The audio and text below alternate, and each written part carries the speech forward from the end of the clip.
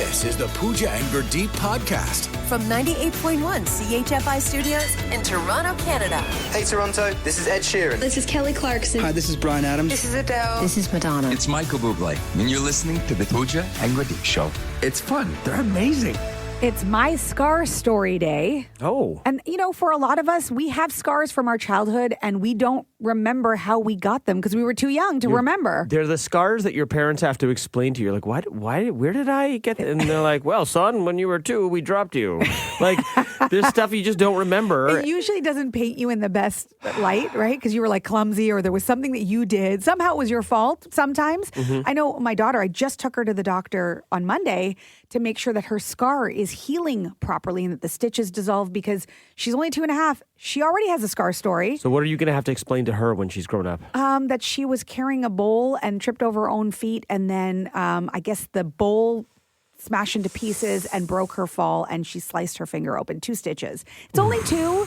And she's fine, and she was so brave. But this is going to be the story now that I tell her. Listen, she's lucky. At least it was just her finger. Like, at least nothing got into her face area, right? Yep. And now she's going to have that scar and the story. I was over at your place a couple weeks ago, and I saw she had the big Band-Aid on her hand. She loves it. She loves when it's on, but Paul had to change the gauze, and she was not very happy about that. Yep. Understandable. I have one of these as well. Remember that preschool story I told her when my parents dropped me at school when I was like 4 and I had a meltdown or whatever? Yes. So eventually when I acclimatized and got in there... So you're talking about the emotional scars you left on the teachers. That was an emotional one. Yeah. Okay. Yeah, they have scars. They're telling that story right now on their radio show.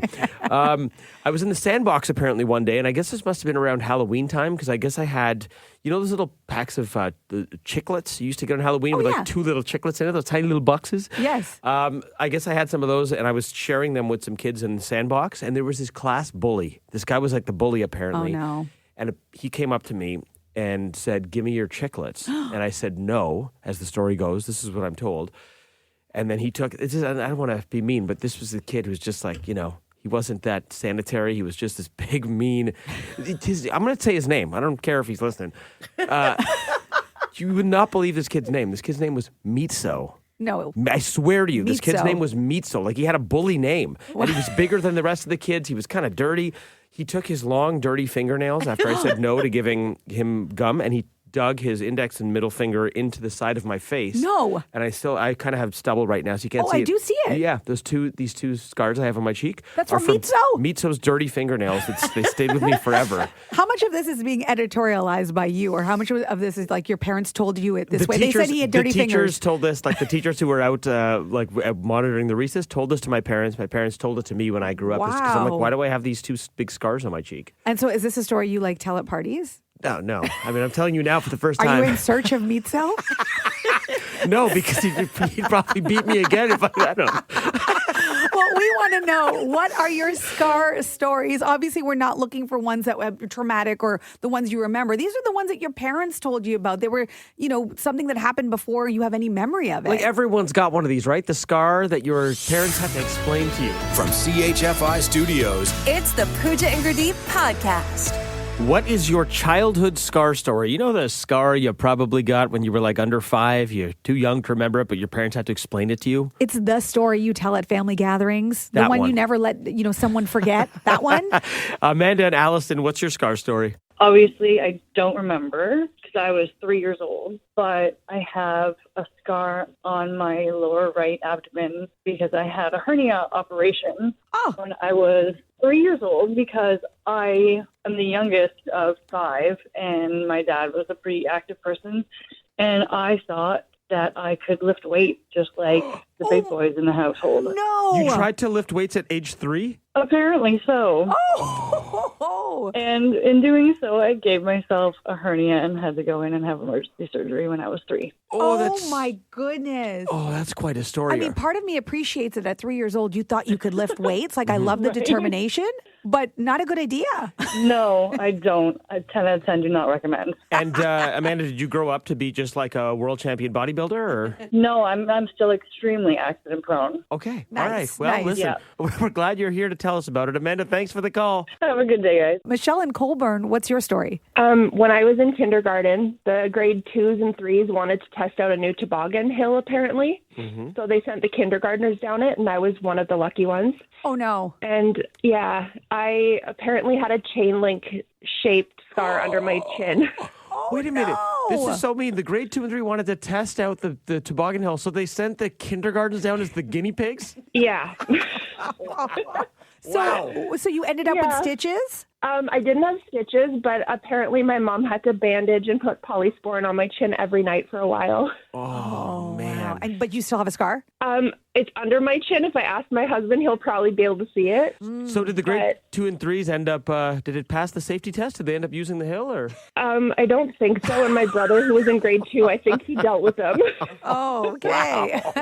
Michelle. No, I don't remember it. I just imagined it in my mind from what I was told. Well, thank you so much for sharing. We appreciate And you. we're glad you're okay, You're Michelle. welcome. Thanks, yeah. Okay, bye. Bye. Monica in Georgetown, what's your scar story? So I was maybe like 8 or 9 in the summertime at my little sister's birthday party. And I guess they had a slip and slide, if you remember, like Oh, yeah. Oh, yeah. the sprinkler goes and you slide down across like a piece of plastic. Yeah, through like an alligator mouth. Yeah, the whole thing. Something, yeah. So I guess I had slid too far to the side and I actually crashed into the peg that held the sprinkler for the hose. Yeah, so it broke and it sliced the side of my stomach or like my side. Oh, dear. Oh, dear. Yeah, so they had to like turn it off. They had to stop it, obviously. They had to bandage it. And then as I got older, I would notice this little cut on the side or scar. And that was the story. I stopped my sister's birthday party because they had to close down the slip and slide. I'm just going to say the slip and slide was a dangerous toy. That was a thin runway. dangerous. There was no margin for error. Like True. I would always slide off the side too, and then I'd get like grass burn because you go from going like 100 miles an hour to like a dead stop on grass. Like I did not like that toy. But did you And shut that down was a the birthday goal. party? Yeah, oh yeah, no, it stopped. But that was the goal. You wanted to go as fast as you could. That's it. You don't think about it as a kid. Monica, thank you for the call. No problem. You guys have a great day. You too. I love that we're getting scar stories and you're sharing your grass burn stories. same, Hey, but different. Grass burn can scar. Okay? Yes, it can. The Pooja and Gurdeep podcast. From 98.1 CHFI. So have you heard of brain flossing? Brain flossing? Yes. Is this your brain dancing or your brain cleansing itself? It's cleansing itself, just like you floss your teeth, only you don't lie about it to your GP. Yeah, I guess you wouldn't be going to your dentist to lie about this. You'd be going to your neurologist. And your neurologist's like, have you been brain flossing? You're like, yeah, Yes. twice a day. For the rest of my life. So look, this is something that you can get behind. It's very easy to do. And there's so many benefits. And it can even be easily accessible for you, even free to do at home. Okay. So this is what it is. Brain flossing. You're listening to audio in 8D. 8, what is audio normally? I don't know. Don't ask me technical questions. Okay, Like you've heard of 8D? 3D and 4D. Right, so 8 dimensions of audio? Well, so the whole thing is it feels like the music is traveling from your left ear to your right ear, and then it sort of surrounds you. And it's Okay. like very consuming and when you hear the music. And this does something to your brain. Yeah, it's sort of like feels like there's a cleansing happening, like some sort of gunk is getting out of your brain. Really? They also say that it's immersive and that it's actually going between both hemispheres of your brain. Is it like an ASMR kind of thing? Similar, but different. Okay. Right? Because that's just like, that's in particular about sounds, right? Whereas this is going back and forth between both ears. And anyone can listen to this. Anyone can do it. There's immediate benefits. It will help you sleep, relax, unwind, concentrate. Some people even say that they felt like lighter and refreshed. Why are you telling me about this now? We've been doing morning shows for 11 years. I just discovered broken it. out that 8D in 2011. I just discovered it. And then long term, they're saying it just sort of promotes cognitive health. And then when it comes to decline over time, if you keep doing this, it can be really good for your brain. Kind of like doing a puzzle. Okay, can we try this? Let's do it. Also, listen, if you are at home right now, put on Everything's Better with headphones. If you Yes. happen to be at home, you got headphones close by or AirPods, whatever, pop them in. But if you're in the car, just turn up the radio as well. So this is an example of audio in 8D. We're going to choose a pop song for you here.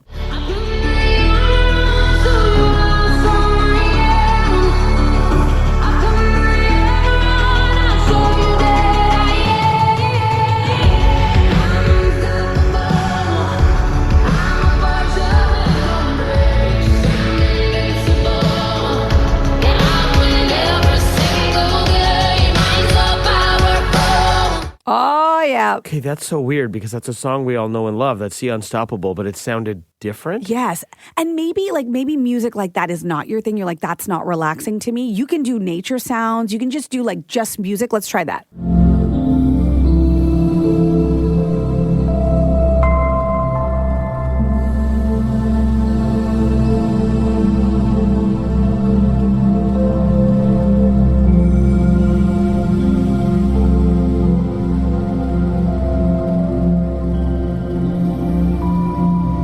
I'm rendered incapable of finishing this show.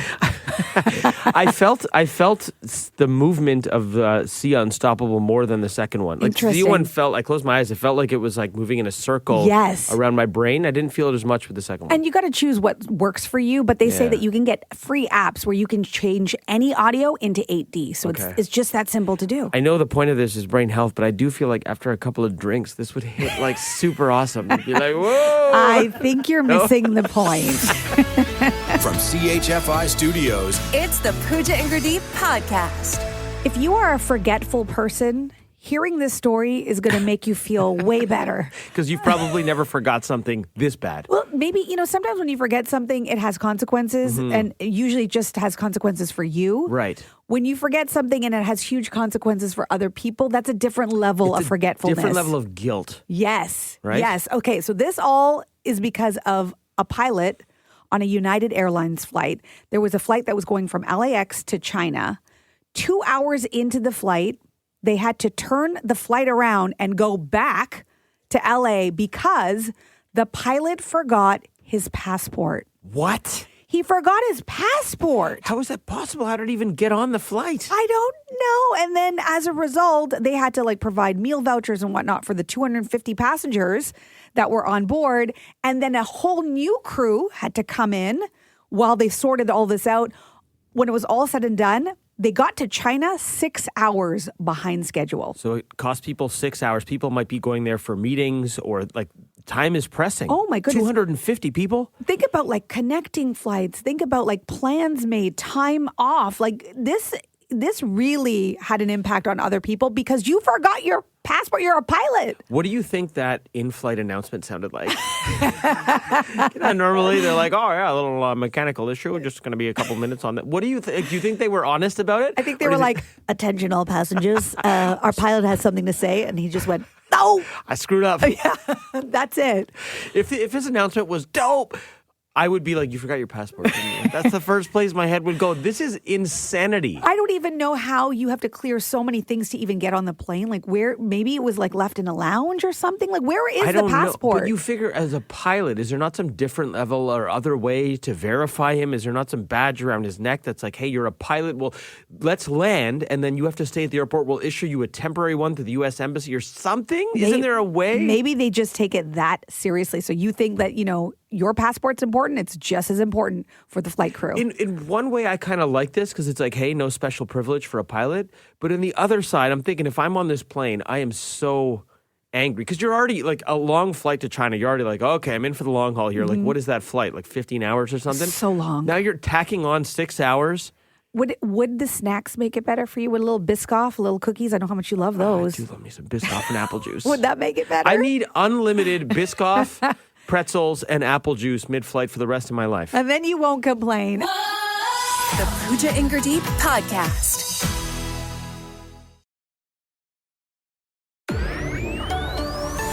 This is the Pooja and Gurdeep podcast. I was very absent-minded in university.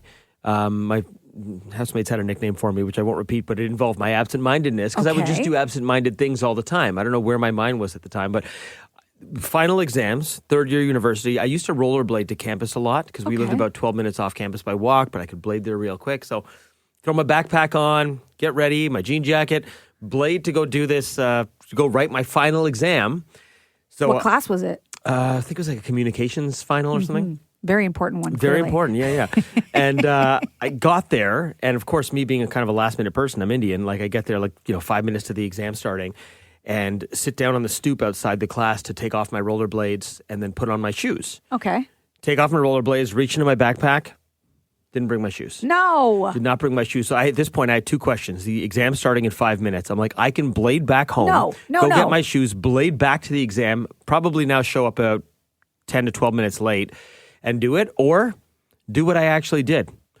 Put my blades in my backpack and walked into that exam in socks. Oh, dear. Everyone looking at me because I'm coming in late and now I'm in socks and had to sit by the front because that was the only seat left. So I had to walk through everybody in one of those big lecture halls. Oh, my gosh. And wrote the exam in socks, crushed it. Of course you did. And went home. It's because you could feel the ground beneath you. Yeah, absent-minded. Wow. What was your I forgot story? Let's go to Roxanne in Oshawa. So this was 12 years ago. My son was an infant, and we were going to Center Island. So I packed all the stuff that you're supposed to pack, and we got to Center Island, and then it was time to feed him. And I'm going and getting the formula, and I'm like, where's the bottle? The actual bottle. Oh, no. I didn't have the bottle. I was trying to see if I could spoon it into his mouth. He was screaming. I had to get back on the ferry, back to Toronto, go into a pharmacy, buy a bottle. The kid is screaming the whole time on the ferry. People are like, oh, he's must be hungry. And I'm like, yeah. Oh, poor thing. Oh, my goodness. That was the worst mom fail thing I forgot. You know what? I am guilty of forgetting snacks all the time with my kids, to the point now where I just have snacks in my car. I have boxes and boxes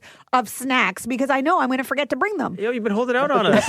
I want some snacks. That's what you have to do. Roxanne, thank you for sharing that. Thank you. Have a great day, guys. You don't seem like a bare paws kind of guy. I've got those. Listen, man. Snacks. I forgot stories. So many of your stories coming in on the text line at 981-981, including this one. I forgot my passport at home on my way to London, missed my flight, and I forgot my passport on my way back from London. What? Almost No. missed my flight. No. Had to go home to pick it up. Same trip. You should probably not be traveling anymore. You get one free pass. You forgot it twice? Yeah. That's egregious. Jessica from Grand Valley, what's your I forgot story? It's about my husband, actually. He's running late for work, and he got in the car, started driving. He was coming actually from Milton to Markham at the time, and he drove all the way to work, got out of the car, and realized he didn't have his shoes on. What? Stop it. What? Hold on. He drove all the way. He did not have his shoes. He drove in his socks, and he was all the way there, and he works for, like, this big head office for TD in Markham, and he wasn't sure, like, what do I do? He had to go back. He decided to walk all the way through the foyer. Everyone was saying hello to him. He went into the elevator. No one questioned it. He was standing beside people with his socks on.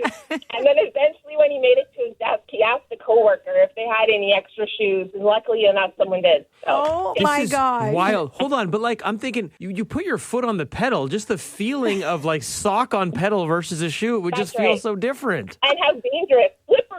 Slippery. I don't know. Oh, my gosh. Wow. I can't say I've ever done that, or I know anyone who's ever done that, Jessica. Thank you for sharing that. No problem. Have a good day. You too. Take care. Bye. Yeah, see, when I forgot to take my shoes with me, I wasn't driving a car. I think I would have realized You think, if I was right? stepping on a pedal.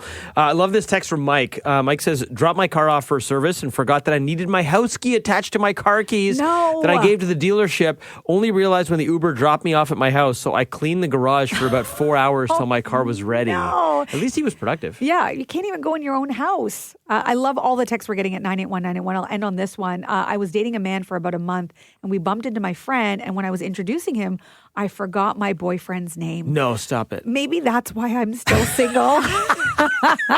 This is my boyfriend. This is whatchamacallit. This is I forgot. What's your name again? From CHFI Studios, It's the Pooja and Gurdeep podcast. with a new season, anything could happen. The Jays are currently tied for first with 0 wins and 0 losses.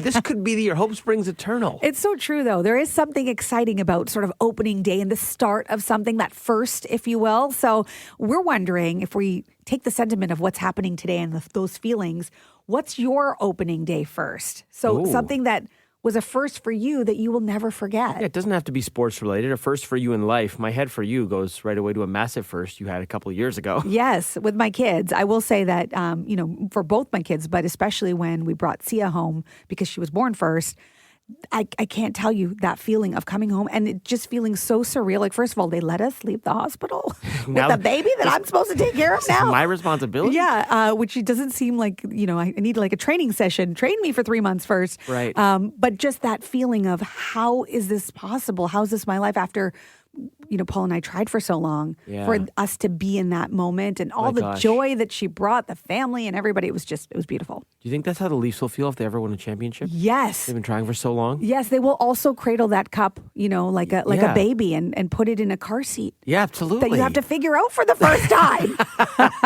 What was your opening day first? I've got a bunch, but I'll just tell you a quick story. So, like every kid in like pretty much this country, your parents put you in soccer, right? Yeah. For like 2 years. That's what you do. So parents put me in soccer when I was like 7. And I'm not kidding you. My very first game, 5 seconds into my first game, I found myself in front of the goalie with the ball, fire it through the goalie's legs. I scored. And my parents, the coaches, were like, who is this kid? His first game, 5 seconds into the game. This guy scores a goal. This guy's going to be a soccer phenom. I played soccer for 2 more years, didn't score another goal ever. 1 goal, 5 seconds in, never again. You know what? You don't have to tell the second part of that story. Just stick with the first one with your opening day first. The Pooja and Gurdeep podcast. From 98.1 CHFI. And we're wondering, what is your personal opening day first? Yeah, maybe a first that you will never forget. First kiss, first day at a new school, first day at a new job. What's it for you?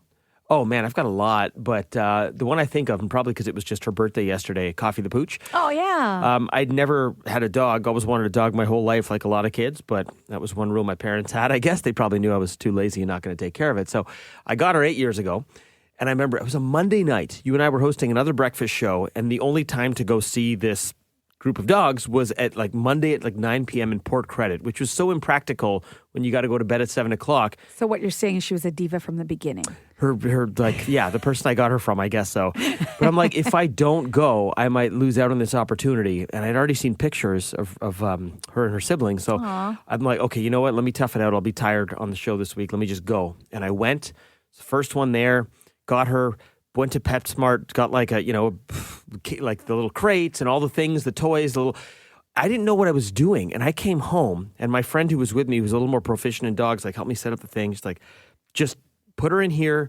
You've got water. You've got her food. Just go to bed. It'll be fine. And Coffee's just whimpering because this is all weird for her. And I'm like, I remember closing her crate going, like, knowing I was going to get 3 hours sleep. And I'm like, I'm not proficient in dogs. I don't speak dog. And I'm just like, please be alive in the morning. Like, please just, I didn't, because I'm like, what am I doing? And then like, I take her out, she's peeing on the floor. I'm like, what have I gotten myself into? I was so excited and nervous and stressed. But now, looking at it all these years later, like, it was the best decision I've ever made in my life. Well, I have to say that I see a whole other side of you when you're around Coffee. You you do the baby my voice. My obnoxious side? Yeah. Yeah. You're like you're Bubs. Is she my Bubs? I can't wait to see that side of you with a partner in the future. Oh, no, Coffee's my sweet little baby angel. Now you're proficient in dog, aren't you?